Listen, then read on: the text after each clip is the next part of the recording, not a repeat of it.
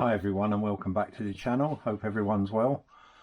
Just giving you an update. Yesterday I was having some problems with my camera. I put the crankshaft in. At the moment I don't know what, because I haven't edited yesterday's video, but to suffice to say, I put the chain, it's not tensioned yet or anything, just the guides back in again. I put the sprocket on and the crankshaft in, and I do hope it come out, because all of this, putting the crankshaft in, the oil seals, the plate, the mag side, doing up the nuts, all of that I did yesterday, and I thought it was recording, and until I actually look, some of it recorded, some of it didn't. So you know, I'm doing this as a sort of a catch up. Crankshafts in. I didn't use the bolt which I had from the GP. I used the original Series 2 one from the Series 2, so it's an Innocenti bolt there. As I was saying previously, you're always better to use Innocenti parts if you can. It's not torqued up yet, because obviously I can't do the gearbox, but what I did was, if you remember, we did the put the gearbox in and the gearbox end, and what I recommend is don't put the Christmas tree in, because it's easier to get this back off again. In a nutshell, you know, you build the gearbox up completely, what for? This has got to come out. The Christmas tree's got to be knocked, and you're hitting against bearings that you don't really want to be. I mean, that bearing only well, a couple of months old. I didn't actually do a lot of miles on the GP 186 engine that I built. I was going to put it in to my GP and take the GP and stick it in the Series 2, but I just decided to make a 200 engine up. I've got to show you something in a bit as well about cider vinegar. So we've got our washers for this, and if I spin the engine around that way, just in case it didn't come out on this rear hub, I'll put an MB plate, and forgive me if I'm going over old ground, but the bearings always sit slightly proud, and the old original plates and the washer that goes there, these studs here splay out, because the actual what can you call it, holding bracket for that holds the rear hub bearing in, basically is then pinched on the four corners, so it tends to look like an arc, and although it's still hitting all the way around the bearing, this way the bearing's held in flat against here. They do one, I mean, I've never had them that far out, but they do come out quite a long way. Yesterday's video, whether it shows it or not, like I say, forgive me again, the drive side Koyo bearing, I had a really hard time getting that in, even though I'd heated up the engine block. You know, it is an Indian engine. So what I did also as well, with the gasket here, you've got a little knockout point. It's like a little tab that always faces forward. So if your holes don't line up, turn it over and it'll fit. And you've got 3 studs and nuts on there. So what I've done is a flat washer, a spring washer. I put the oil seal inside there. I don't know, like I say, forgive me if I'm going over stuff that does come out on the previous video. Like I say, I won't know till I edit it what shows and what doesn't. So what we've got at the moment, we've got a crankshaft in, mag side on, we've got the 2 Viton oil seals either side of the crank. You don't need Viton oil seals anywhere else, rear hub, same with a Vespa. It's only here where the fuel goes in. Anywhere else but that, you're wasting your money, in a nutshell, because that's the only parts that are affected with the new super petrol that we've got in our country. So we'll spin this around. As I say, on the couple of videos now, we put the gearbox in and we tighten these up, the gearbox end plate, and what we're looking for is between 0.03 and 7.0, so 0.70 millimeters, which is 5, 6, 7. So between 0.7, if you can see that, hopefully you can, and mine don't go down as far as 0.03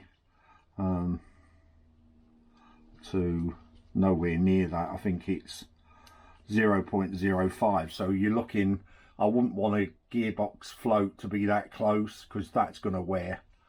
I've tried a 0.5 in mine and it doesn't fit, so I already know I'm with intolerance on there. So that's a 0.5 and you can't get that in, it doesn't push in, but the 0.3 does. So I'm happy that that's within tolerance. Yeah, that's pinching that. So it's somewhere between 2.8 and 3. So it's somewhere between 0.28 and 0.30, which is totally within spec. So what we can do now is we can drop our gearbox end plate back off again with our 10mm.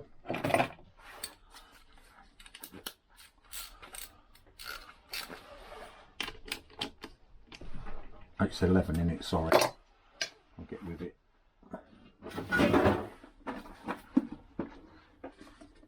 So with our 11.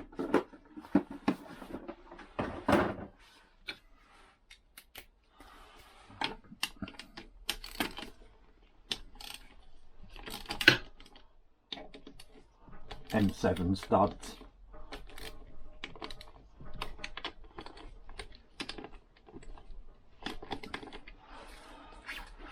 Just take them off one by one.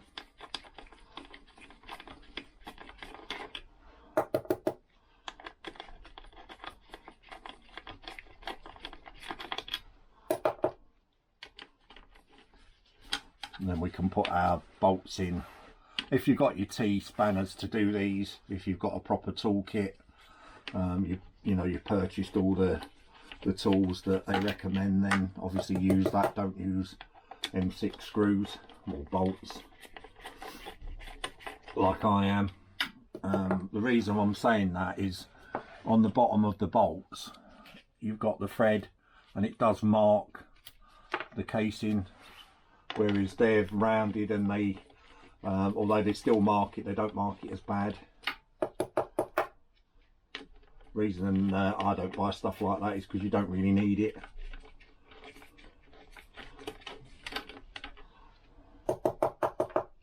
So we'll get our M6 bits as one.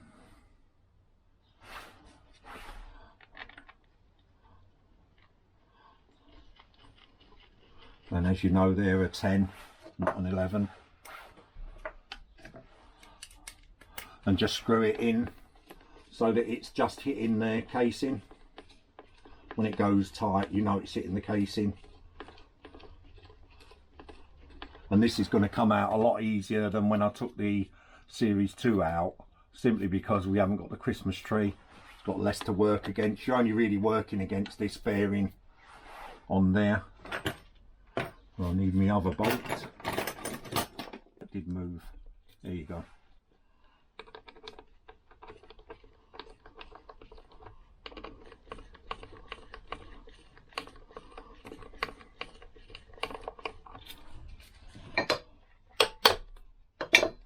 Maybe I should have done that in the beginning and not gone so mad on it, but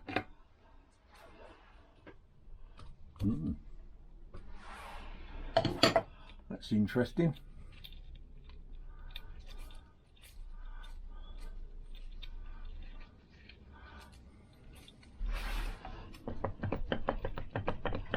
Trying to get the gears off.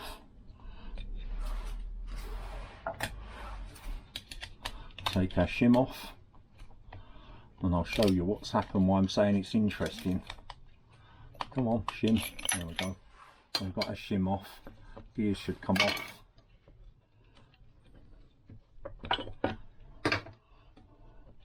One, two, three, and four. This is a bearing race that's normally knocked inside there. For some reason it's on the end of that bearing, which it shouldn't be.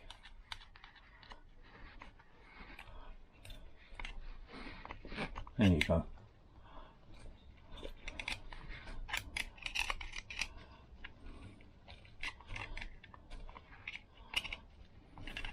Not a hard job to get it off, but it shouldn't really come off the gearbox end plate.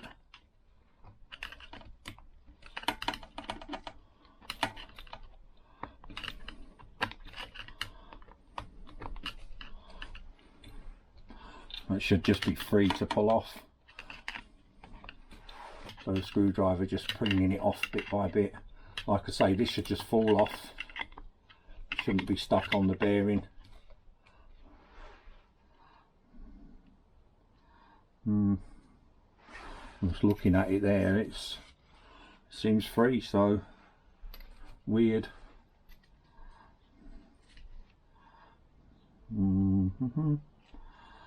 Nothing wrong with the bearing. I'm at a loss there why that one doesn't want to go on that bearing.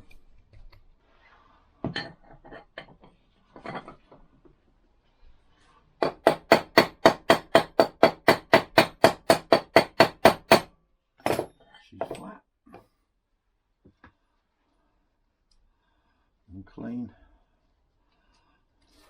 And again, I'm just making sure that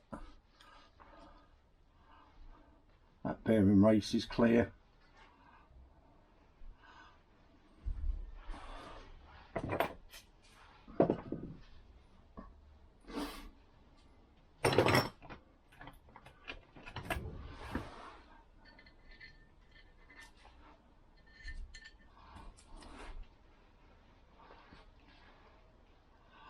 Right, we need to put our gearbox back in now. Start with number 4. Put that bearing back on there.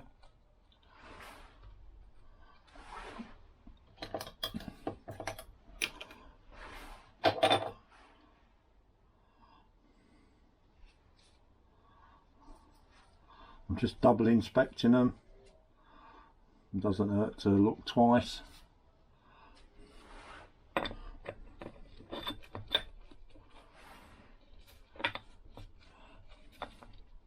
Nice and even.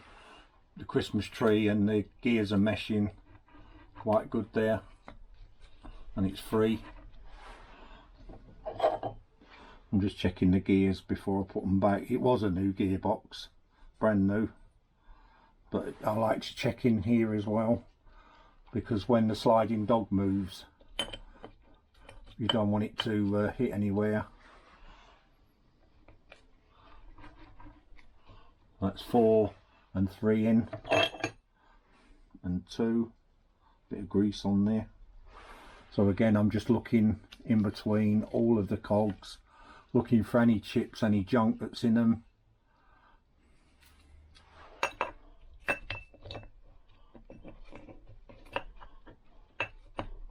That's in neutral at the moment.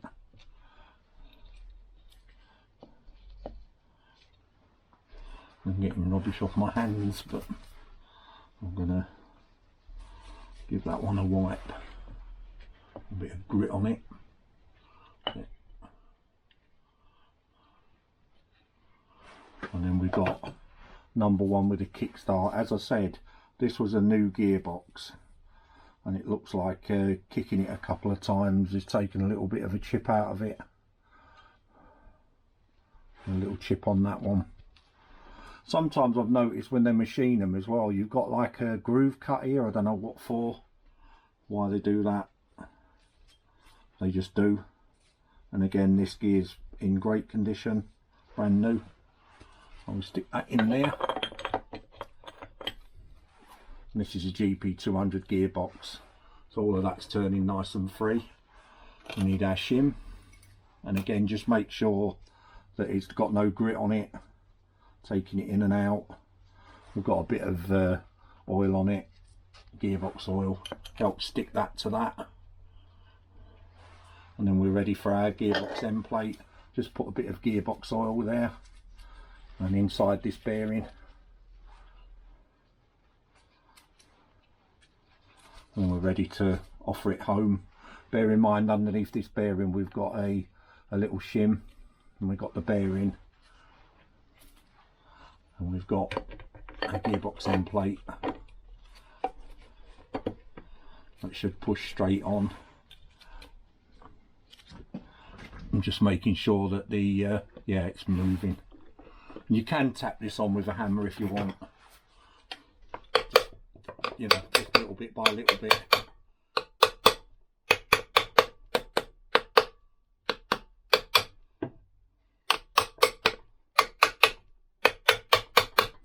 Turn that around, make sure it still spins. It does.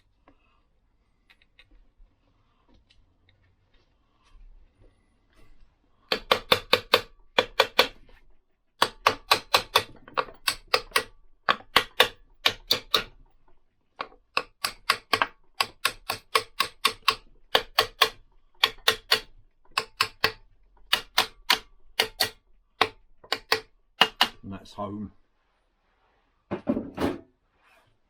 So now we've got our washers, spring washers, and then I'm just looking for the rest of the spring washers. These didn't have any writing on them.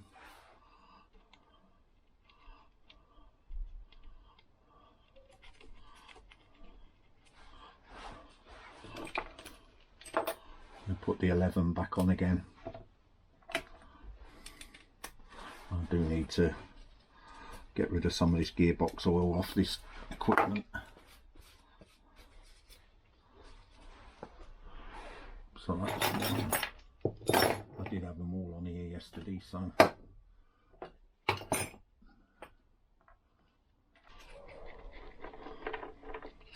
the gearbox is turning nice and free. It's not bolted down yet, obviously.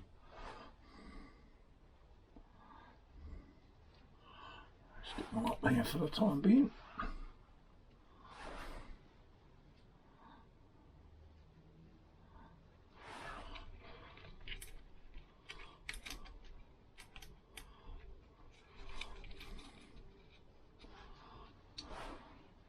So I'm just giving them a wipe, making sure they're clean prior to using them.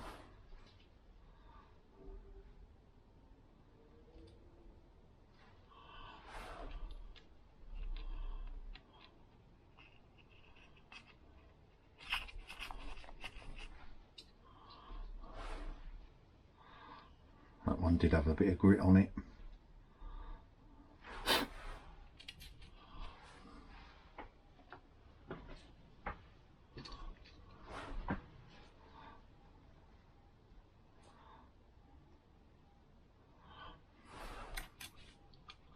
And again, you can add some thread lock on these if you want. You saw how hard it was for me to get these undone with no thread lock on them. So, and there's our 6th one and our last nut. Like so. And again, you know, we're doing these crisscross. I'm just going to get the screwdriver bit out.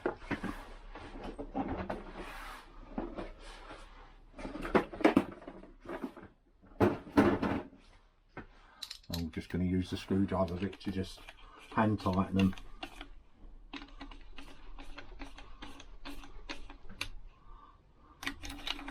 That one was on properly. These bloody gloves, you can't turn that around so you can see what I'm doing. You can't judge these gloves because it feels like it's on and it's not. That one's probably the same yet, that's okay. Like I say, just do them up hand tight.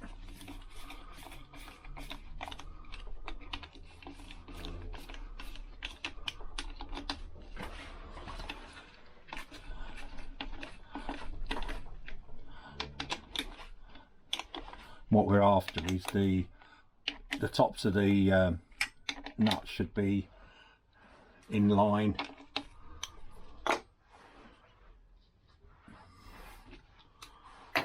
Back on its socket.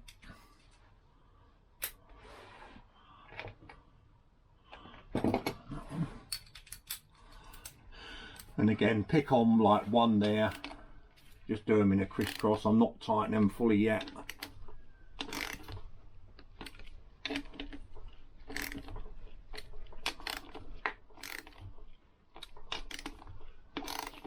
I actually heard that one click home. So they're on, but they're not fully tightened yet. Just want to make sure she spins freely, which she doesn't. That's because that's pushed in.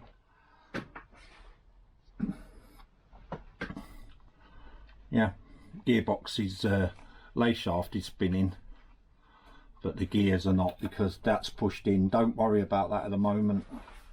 A bit of whatever gunk in there from somewhere.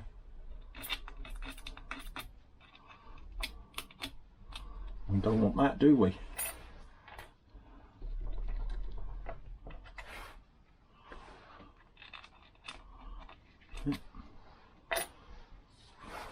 So what I'm going to do now is crisscross method again and just do them a quarter of a turn. Oh, that's one.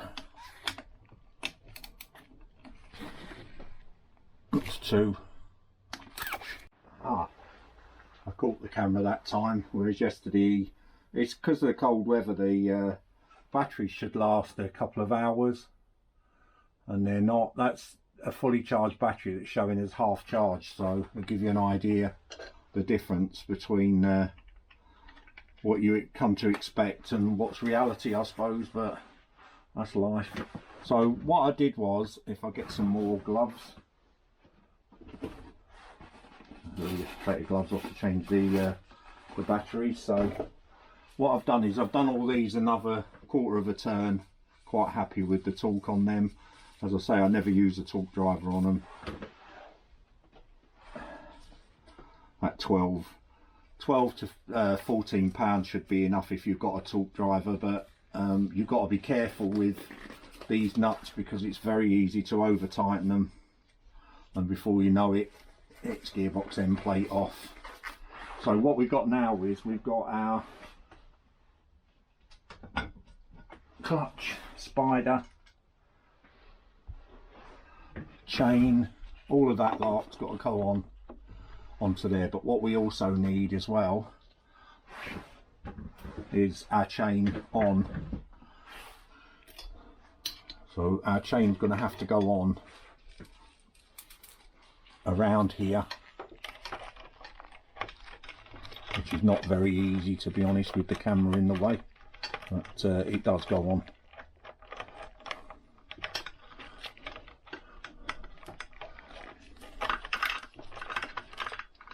And then around the outside of there, this chain's quite long, so I'll pull that off for a second and put it in.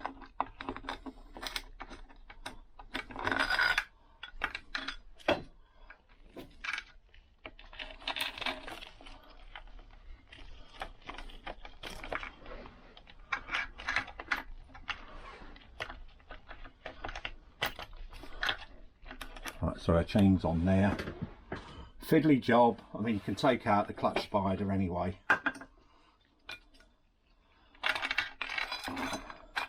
And do it this way. Roll it in. Top and bottom. Over the top. And then our clutch spider in. Like so. All the way home. And what I normally do now is just tighten up the nut and pull the the Christmas tree towards us so it frees it from the casing. Just need the nut and the flat washer. Nut, I should say. Stick it on there. Job's a good one. 21 mil.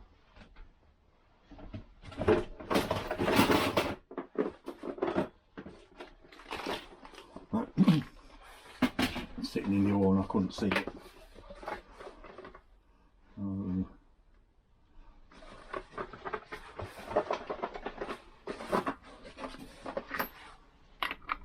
22. A 22. There you go. Extension on the bar. Not talking nothing up yet.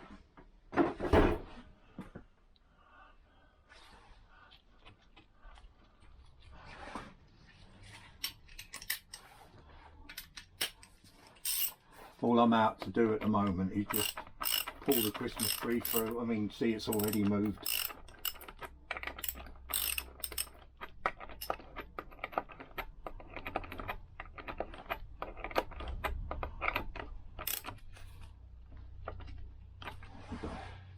I can put our clutch holding tool on there. It should be here.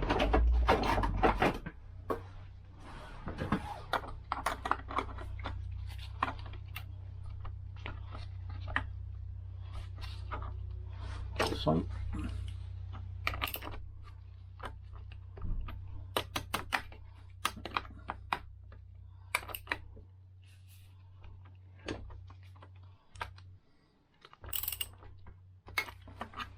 that should spin round nice and freely. Not really. There we go.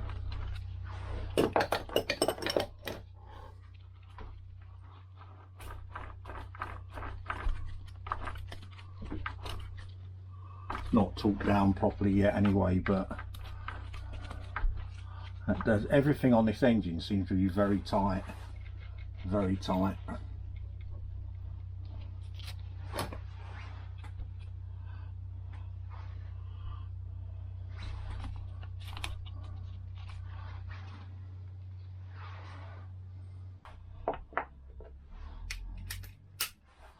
Turn that over. Here we go.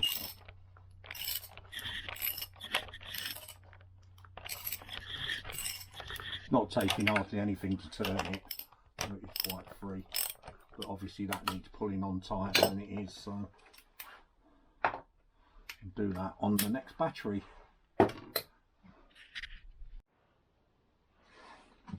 Weird, that's showing half a charge as well. They're fully charged batteries, but it'll stay up long enough for us to oh, gloves are bloody useless. Absolute rubbish. Dear, it's twice the price as what they were pre-COVID and half as good. That's one on.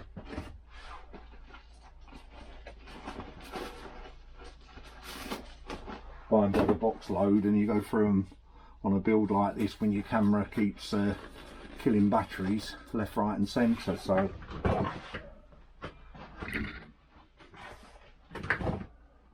what I'm going to do is take that battery out of the way and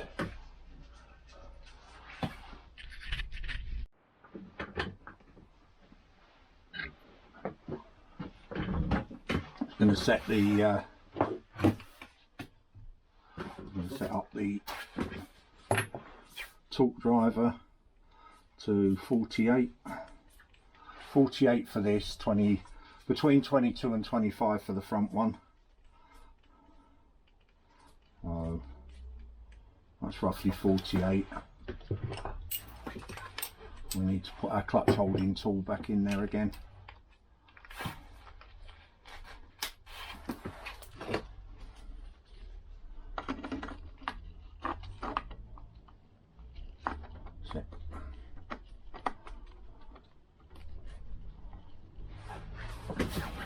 Just tighten up that bolt.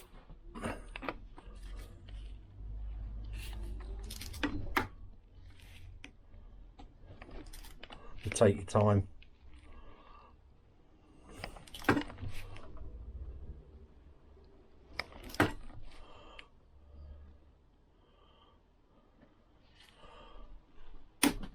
48, and then we need the 14 on the front, set to 25,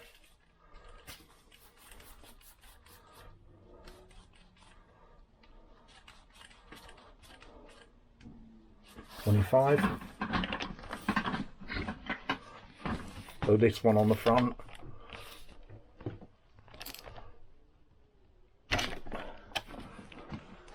what I need to do is just stop that crank from spinning.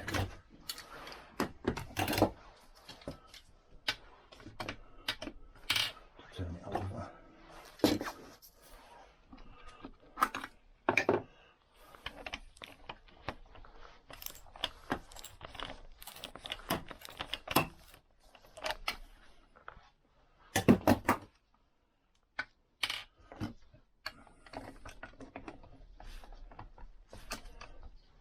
Just using the plastic part of a pliers there to stop the crank. You can buy a crank tool that does exactly what I've just done there.